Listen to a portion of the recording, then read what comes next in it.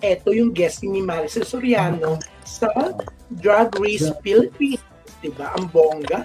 Oo. Yeah. Ikaw ba, nagpasampal ka na rin ba kay Maria since closely yung dalawa? Oo. Kasi dito, di ba yung mga contest, pumila para magpasampal ng bonggang-bongga. Yes. O, parang, at tapos nainggit pa nga, di ba, yung mga viewers. Parang ako din, pipila, o parang may mga nagsasabi pa nga, saan yung dulo ng pila? Nakapul ako. So, gusto nila magpasampal. Oh, it's a big deal, di ba, June? So, lalo sa mga artista, yung mga baguhan, na pag nasampal ka ni Maricel, ibig sabihin nun, ano ka na, tawag dito, made ka na. Sisikat ka na. Sikat ka na.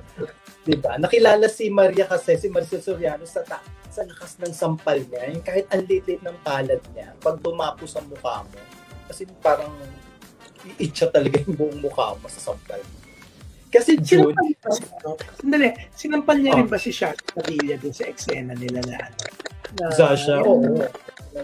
Kapit, number 2, chuchuchu. Oo, grabe. At saka diba, si Snooki Sir na din, yung sa Reyna Films movie nila, diba? Inagaw mo lahat sa Inagaw mo lahat. Nasaktan si Snooki Sir na. Tapos, nasaktan si Snooki. Ako, very apologetic si Maria. Binigyan niya ng set ng jewelry si Snooki. Correct. Nasinuot ni Snooki sa premiere night nung movie na yon during that time. Ang bongga rin ni Maricel, no? Ako din, papasampal ako sa kanya. Gusto niya, papadyakan niya ako, di ba? June, ang sampal niya. Ako ng maraming alahas. Sandali muna, no?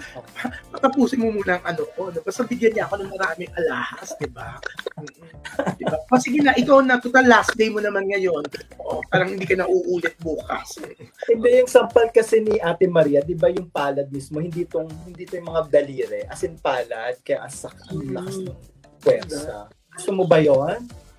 Saktan nga ako eh. Ako sumampal eh. Laki ng palad ko. Pero ikaw, sampal ka, sandali, since close kayo ni Maricel, nasampal ka na ba ni Maria? Natapit niya na yung mukha ko. Saka yung... Saka naman ano, no?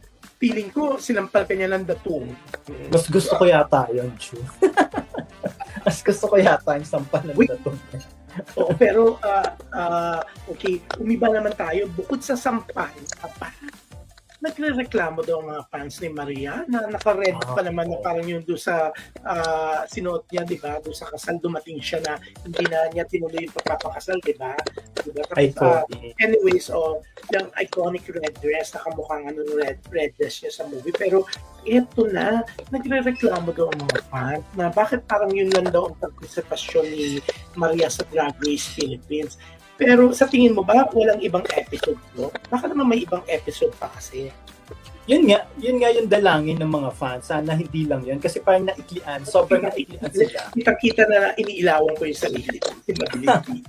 Parang parang hindi raw na-utilize ng mabuti yung presence ng Diamond Star. Parang sinayang. Or parang nangihinayang sila. Tapos, ang isa pang reklamo ng mga fans or ng mga Drag Race viewers, parang sana daw hindi nagtipid yung show kasi feeling ko dahil sa royalty, yung mga binabayarang music, sana daw pinagamit na lang yung I Am What I Am or Body Dancer. Body Dancer. Oo. Body. Ay, kasilin tayo. Buti na lang wala ako sa kono, hindi nila mapagbibintangan na ano. Na kanila yun. Akala nila ibang kanta. No. Pero ikaw naman, body dancer ka nga. Ayoko. Kasi diba mahal ang babayaran nila, June, if ever gagamitin nila. Kumanta.